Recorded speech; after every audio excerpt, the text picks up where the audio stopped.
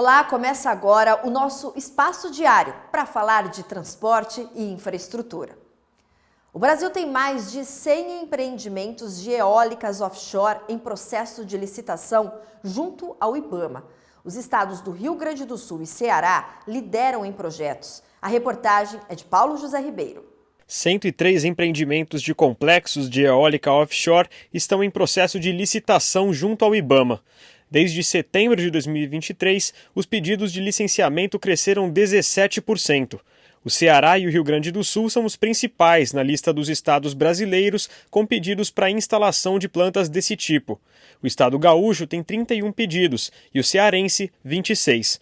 Segundo o relatório do IBAMA, o potencial total de geração a partir dos novos projetos propostos é de 224,5 gigawatts. Muitos desses projetos que estão no IBAMA aguardando licenciamento, eles são apenas intenções de se fazer investimentos. Isso é muito importante a gente ter muita clareza com relação a isso. Até porque, se a gente somar o potencial de todos esses projetos, eles somam mais de 230 gigawatts de potência instalada. E o Brasil não precisa disso nem agora, nem nos próximos 10 anos. Entre as regiões brasileiras, o destaque fica com o Nordeste, com potencial para gerar até 113 gigawatts. O Sul, com 84 gigawatts, e o Sudeste, com quase 50 gigawatts, vem na sequência. O protagonismo do Nordeste é estratégico para a exportação da energia gerada por meio das eólicas offshore, especialmente pela localização da costa da região. A localização em que esses parques, esses potenciais parques, estão localizados, favorecem muito isso, né? No Nordeste, desses 103 projetos, praticamente metade, vamos lá, 50 projetos são no Nordeste, tá? E ali naquela região do Porto de Pecém e tal, que tem uma localização extremamente estratégica para exportação de hidrogênio, por exemplo, como uma oportunidade de negócio, né, como uma rota. Internamente, os projetos são pensados para atender uma demanda futura do país. A geração de energia atual já atende o Brasil, mas os empreendimentos fazem parte de um planejamento a longo prazo. A primeira licença prévia desses projetos foi emitida no final do mês passado. É a do sítio de testes de aerogeradores offshore no Rio Grande do Norte. Essa planta é um projeto piloto que deve servir de teste para as futuras instalações desse tipo no país.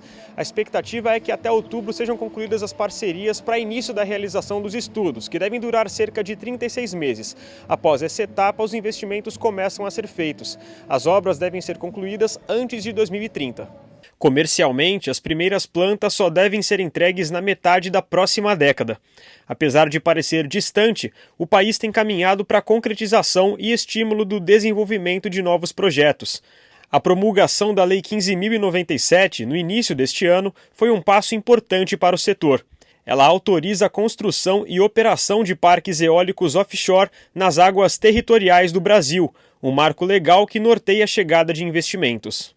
Quando o investidor ou o desenvolvedor começar a estudar um determinado prisma, ele precisa ter certeza de que ele vai conseguir fazer os estudos, colocar boias para medição de ventos, fazer estudos marinhos, fazer toda uma avaliação dos impactos ambientais que aquela região tem, marinha ou até as redondezas, com as comunidades, com os pescadores. Ele precisa ter toda essa certeza sem interferências. Ele não pode começar um estudo, depois alguém chegar e falar, não, essa área aqui é uma rota de navio, essa área aqui é uma rota de turismo, e aí, depois de ter feito o investimento, isso aí acaba gerando incerteza e afastando investimentos. O Portos Instituto de Seguridade Social voltou a operar sob gestão própria, após quase 14 anos sob regime de intervenção da Previc, a Superintendência Nacional de Previdência Complementar. A retomada da governança foi oficializada na segunda-feira, em cerimônia no Rio de Janeiro, com a posse dos novos membros da diretoria e dos conselhos deliberativo e fiscal. Criado para administrar a previdência complementar dos trabalhadores do setor portuário, o Portos ficou sob intervenção da Previc desde agosto de 2011. Em 2016, o déficit acumulado dos planos da entidade somava 3,8 bilhões de reais. A transição para a nova fase foi possível após o termo de conciliação firmado em fevereiro deste ano entre o governo federal e entidades representativas dos trabalhadores, que estabeleceu condições para garantir a sustentabilidade financeira do fundo e permitir a retomada da gestão institucional. E tem mais notícia nesta quarta-feira. O Aeroporto Internacional de Viracopos, em Campinas, ficou fechado durante mais de 4 horas na manhã desta quarta-feira por causa da morte de um funcionário terceirizado. De acordo com a concessionária que administra o terminal, houve um acidente durante a manutenção na pista. As operações foram suspensas durante a madrugada, com um cancelamento de 9 voos. O técnico, de 46 anos, foi atropelado por uma caminhonete de outra empresa que era dirigida por um homem de 48 anos. O caso foi registrado como homicídio culposo quando não há intenção de matar. O juiz federal Roberto Lemos dos Santos Filho, da Vara Criminal Federal de Santos, São Paulo, decretou a prisão preventiva de 30 investigados da Operação Narcovela por ligação com o PCC, primeiro comando da capital. Eles são suspeitos de enviar 8 toneladas de cocaína a países europeus e africanos, a bordo de veleiros, barcos pesqueiros e navios cargueiros. A Operação Narcovela começou no final de abril, quando 300 agentes federais se mobilizaram para prender 27 pessoas. Ao longo da investigação, a Polícia Federal identificou 8 embarques de cocaína que foram frustrados a caminho ou até quando chegaram nos portos da Europa e da África. A Polícia Federal apreendeu mais de $200 mil escondidos em frascos de shampoo no Aeroporto Internacional de Guarulhos, em São Paulo. Tudo estava numa mala com uma mulher de 37 anos. A passageira mexicana não soube explicar a origem do dinheiro. O caso está sendo investigado. O Ministério das Relações Exteriores da China confirmou que o presidente Xi Jinping não estará na cúpula dos BRICS no Rio de Janeiro, que começa no dia 5. Ele será representado pelo primeiro-ministro Li Qiang. Também já anunciaram as ausências os chefes de Estado da Rússia, Vladimir Putin, e do Egito, Abdel Fattah al-Sisi. Em fevereiro, o assessor do Palácio do Planalto, Celso Amorim, já havia sido informado pelo governo chinês que Xi Jinping estava com dificuldades na agenda. A companhia aérea Gol relatou prejuízo de R$1,42 bilhão em maio, de acordo com o relatório enviado ao Juízo de Recuperação Judicial nos Estados Unidos. A empresa saiu do chamado Chapter 11 em junho. Em maio, a Gol apurou o EBITDA negativo de R$340 milhões, com margem EBITDA em 42% negativos. A receita líquida no período somou R$1,54 bilhão. O Ministério dos Transportes criou um grupo de trabalho para avaliar a execução do contrato do trecho 1 da FIOL, a Ferrovia de Integração Oeste-Leste. A medida foi tomada após a Bamin, Bahia Ferrovias, anunciar o encerramento em março desse ano dos acordos de obras da estrada de ferro no trecho entre Uruaçaca e Ilhéus, na Bahia. O grupo vai trabalhar nos próximos 30 dias para analisar o andamento do projeto e verificar as etapas concluídas pela empresa.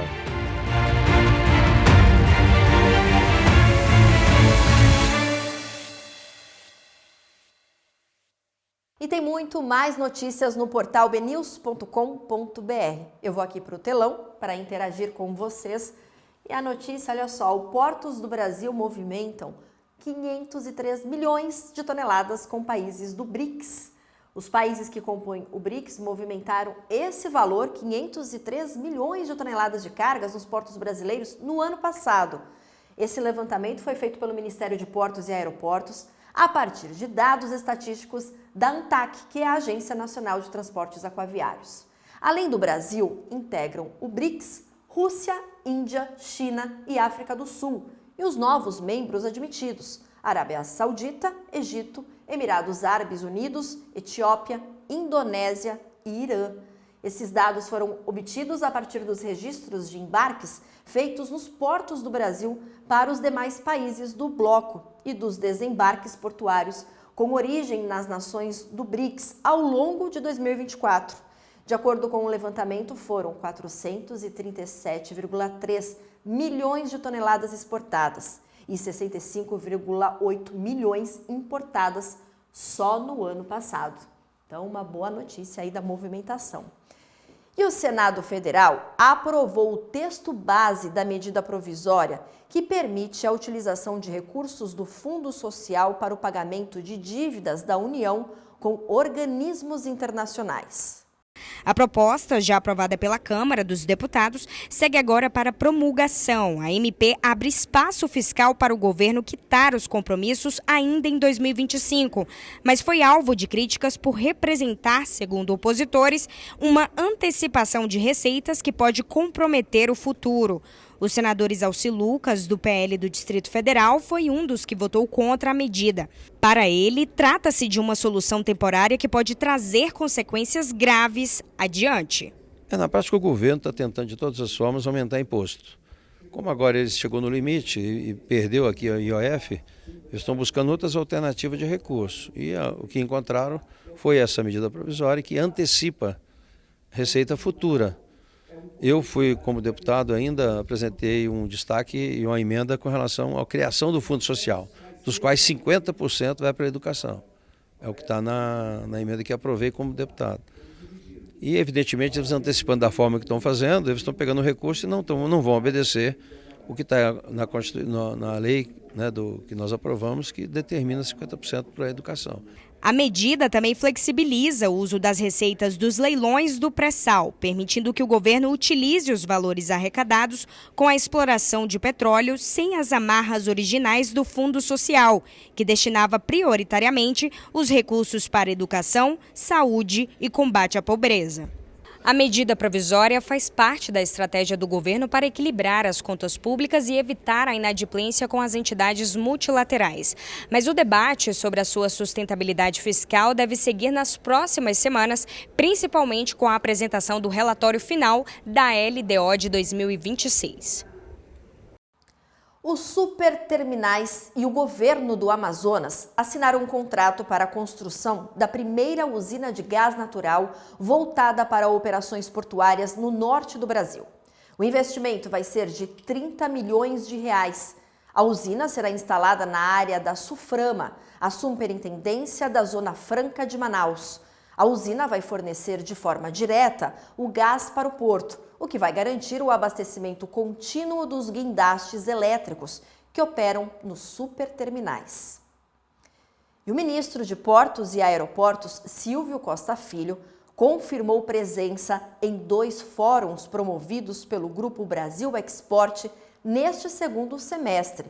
O Nordeste Export, nos dias 31 de julho e 1º de agosto, em Teresina, no Piauí, e o Bahia Export, nos dias 14 e 15 de agosto, na capital Salvador. A confirmação veio durante reunião entre Costa Filho e o CEO do Brasil Export, Fabrício Julião. Esta será a primeira vez que a capital piauense recebe o Nordeste Export. Serão 2 dias de apresentações e debates sobre logística, infraestrutura, transportes, inovação, energia e mineração, que vai reunir representantes dos setores público e privado. Já o Bahia Export acontece pelo 2º ano consecutivo.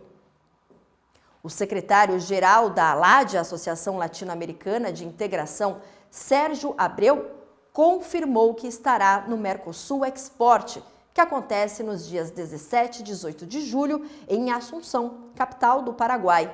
O encontro dará destaque para a concessão e o desenvolvimento da hidrovia do Rio Paraguai, um eixo vital para o comércio e a integração dos países membros. A ALAD é o maior grupo latino-americano de integração. É composto por 13 países: Argentina, Bolívia, Brasil, Chile, Colômbia, Equador, México, Panamá, Paraguai, Peru, Uruguai e Venezuela. E o maior grupo armador do mundo, a dinamarquesa Maersk, entrou com um mandado de segurança contra a ANTAQ, a Agência Nacional de Transportes Aquaviários, questionando as regras da licitação do Tecon Santos 10. Essa é mais uma etapa do polêmico leilão que na semana passada teve até desencontros entre ministro e embaixadores. Era para ser uma reunião com os embaixadores da Suíça, Dinamarca e Holanda. Nela estaria o ministro de Portos e Aeroportos, Silvio Costa Filho, e o assunto, o maior leilão portuário da história, o Tecon Santos 10. Mas a minutos do encontro, o ministro cancelou a reunião. Só no dia seguinte, os embaixadores foram recebidos pelo ministro-chefe da Casa Civil, Rui Costa. O Ministério de Portos e Aeroportos explicou que Silvio Costa Filho precisou cancelar a reunião porque foi convocado por Lula para um encontro institucional no Palácio do Planalto com o presidente do Benin, país que fica na África Ocidental. Mas, sem dúvida, isso foi mais um capítulo na concorrência mais polêmica da infraestrutura brasileira nos últimos anos.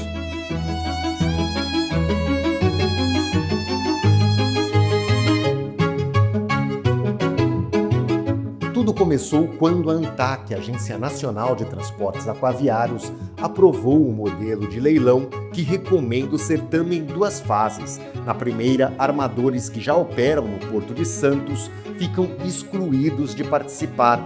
Essa regra restringe especialmente a suíça MSC e a dinamarquesa Maersk, que administram o terminal da BTP, a Brasil Terminal Portuário. Países que você lembra estavam representados na reunião com o ministro.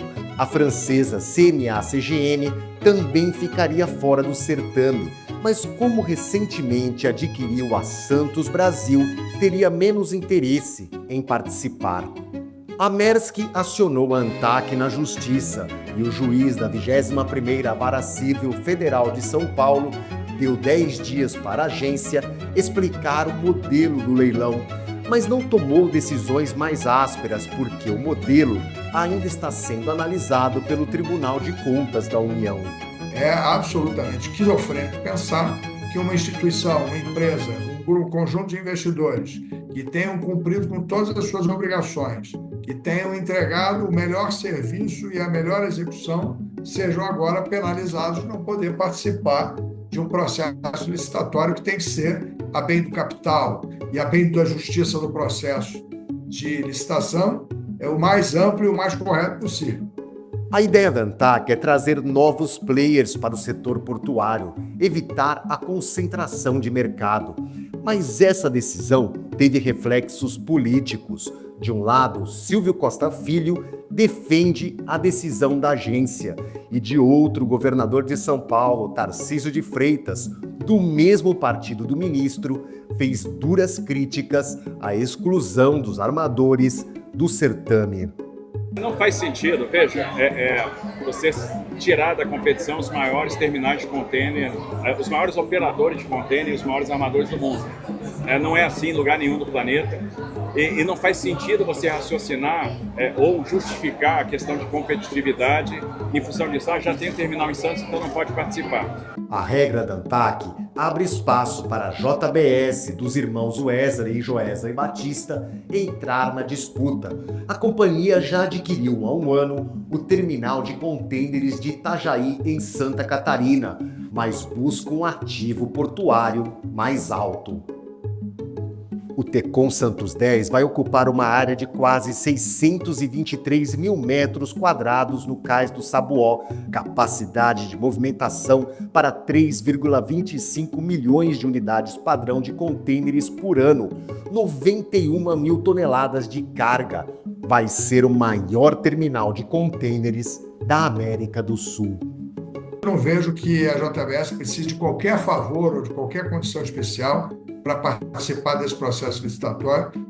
Ela tem todas as condições de, em igualdade, competir com as maiores operadoras de contêineres e os maiores operadores portuários do mundo, desde que pagando o preço certo, desde que fazendo a proposta de maior valor. Vai se estabelecer, então, na dinâmica concorrencial, para que não haja um monopólio, para que não haja um duopólio, para que não haja uma concentração excessiva de mercado, que aqueles licitantes que, porventura, tenha ganho e que já tenha áreas exageradas ou que já tenha uma participação de mercado que seja constrangedora à competição, ele será então convidado a abrir mão de uma parte das suas operações, convidado a abrir mão de alguns ativos, convidado a ter que vender algumas posições.